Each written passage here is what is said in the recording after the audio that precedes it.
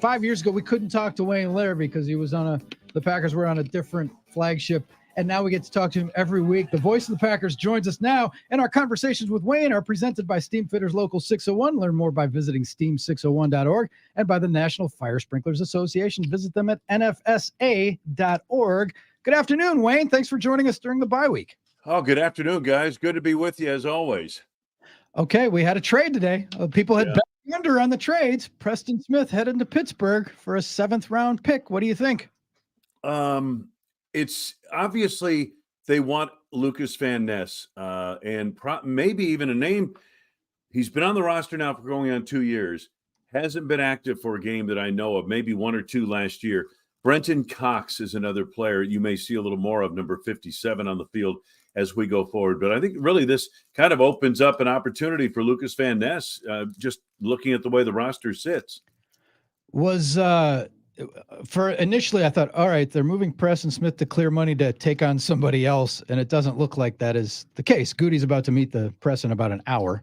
I thought that initially, but you think it's about opportunity. And the flip side of that is, Billy and I were talking. We haven't mentioned Preston Smith much in our conversations this year, and I don't think you've said his name a lot during the broadcasts. He's had a very quiet start to the season, as has, let's be honest, several people on the defensive line.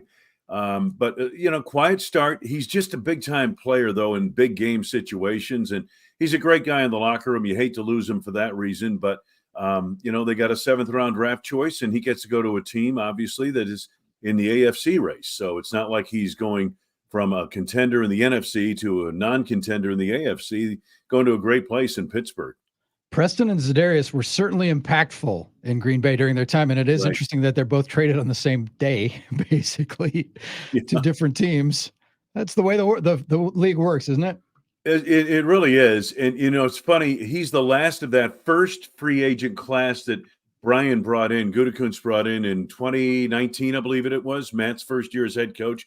4 players. They hit on all 4 of them, all played key roles, the 2 Smith brothers. And, it was he's the last of that group that finally is gone now 5 years later. That's true. They were impactful. Talking with Wayne Larrivee, the voice of the Packers here, Drew and KB. All right, we have to go back and talk about what happened Sunday. As distasteful as that may be with the way the Packers played, Wayne, I walked away from that game, and Billy and I left the stadium saying Packers didn't give them their best shot. They couldn't get out of their own way in that game. There were some good things, as there often are, especially defensively, but it just seemed they made it tougher on themselves with their mistakes. What did you see, and what do you think they need to clean up over this bye week?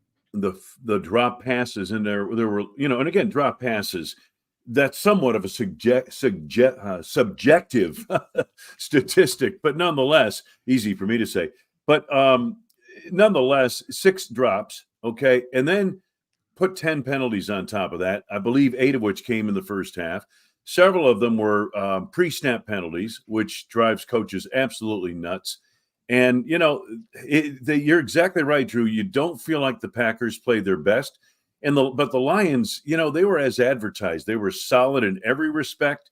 They played the game that they needed to play in the outdoors. I knew their style. I know their coach and their philosophy. Doesn't matter whether they're inside or outside, they're going to play the same way. Their style travels. So very impressed with the Lions. But again, I agree with you. The Packers didn't give them their best shot. When it comes to Detroit, a little bit chippy. Yeah, they take on the personality of their coach. Yep.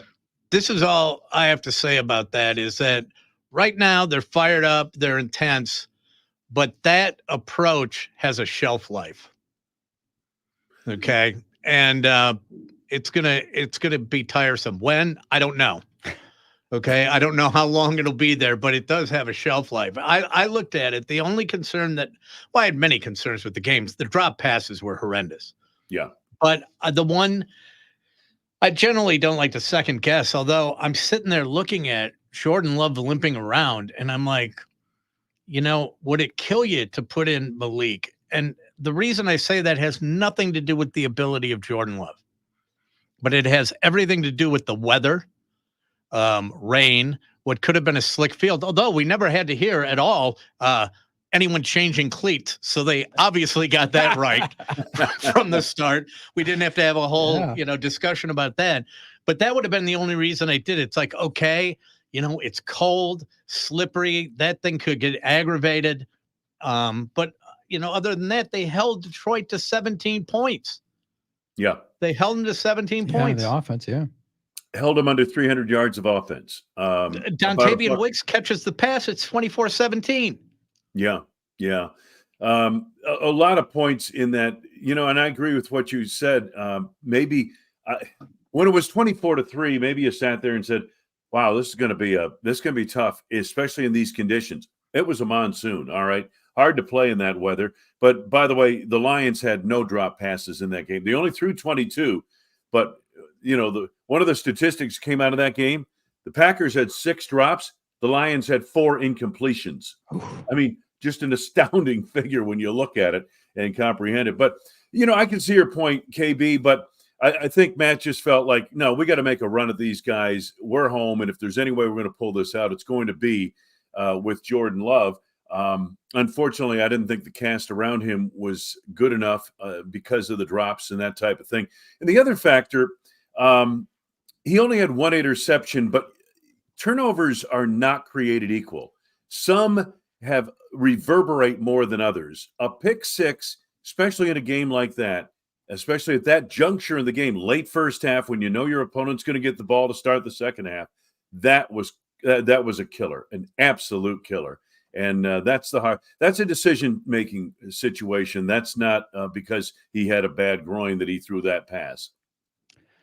Wayne, we haven't seen Jordan really healthy since the start of that game against the Eagles, right? I mean, and we've been, I hear a lot of people saying, well, I hope he doesn't develop bad habits. I like the fact that he wants to be out there. And we made a joke yesterday about Anthony Richardson. Like, you don't want your quarterback to ask out. You want the guy to play and be tough.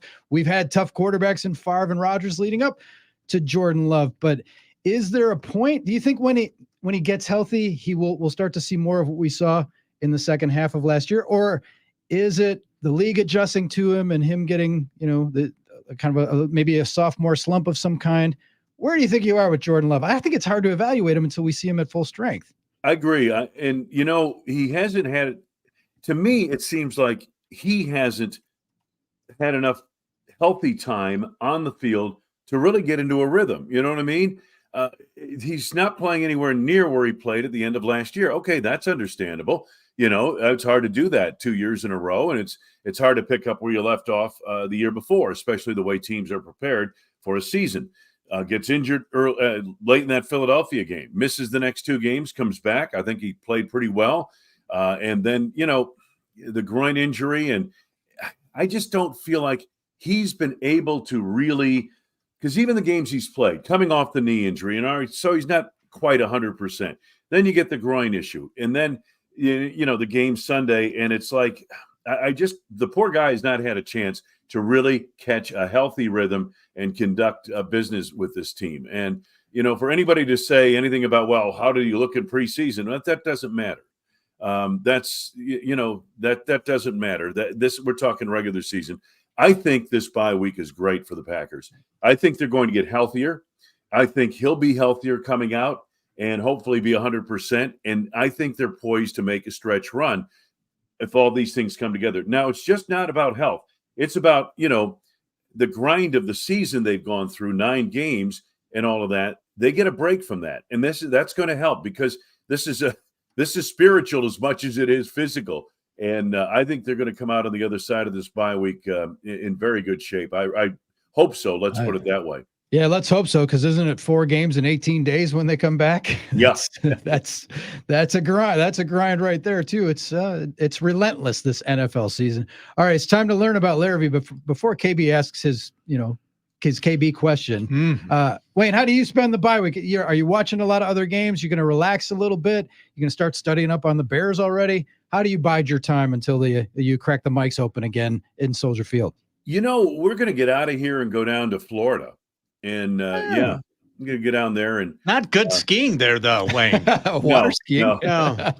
I'm going to try to play 2 rounds of golf with my good buddy down there, and looking forward to it. And for a few days, and then we're coming back Sunday. So yeah, I've done some work on the Bears, and I'm getting the Packers chart kind of put together for after we get back, and yeah, it's going to be a little bit of a bye week, but we're getting some stuff done too. Mental break for everybody. All right, KB, let's learn about Larrivee. Okay, Wayne, question for you. Where do you stand on new math? As in next gen stats? No, as in the crap they're teaching our kids. Well, I struggled with anything above the level of algebra. And I really struggle with this next gen stuff, which are numbers that are only made to confuse the viewer and listener. Oh my God. Where do I stand on new math? Well, I hate it. And I don't like technology either. No, but the next gen stats thing, you are so right. You watch that and it's like, it's a jingly set of car keys, but what is the difference between 17.8% completion percentage and 22.3? Who knows? But I'm with you on that. Or he's got 2.3 yards of separation. Really? Okay. I mean, how are you, what are you, just stopping the tape and counting on the screen? How many yards? There's some nerds out there and they're trying to make football stats, baseball stats, and that just doesn't work in football. It just does. You're right. It just doesn't. There are a lot of people I respect in the football media that couldn't tell me what goes into factoring the quarterback rating. Yeah. It's just a mystery. Like it's just a computer thing. And it's like, we know that, around 100 is good. Yeah. You better be at 100 plus, or you're just kind of mediocre. And then if you're in the 70s, boy, you've had a real bad day. Yes. Oh my goodness, that's a blast. Hey Wayne, thank you for joining us today during the bye. We appreciate it. Enjoy your time. Get some sun. Wear some sunscreen because sir. Florida, yeah, that's right. And come back with a tan and some stories, and we'll catch up with you next week. That'd be great, guys. All the best. Thank you. All right. Thanks, Wayne. Enjoy your time off.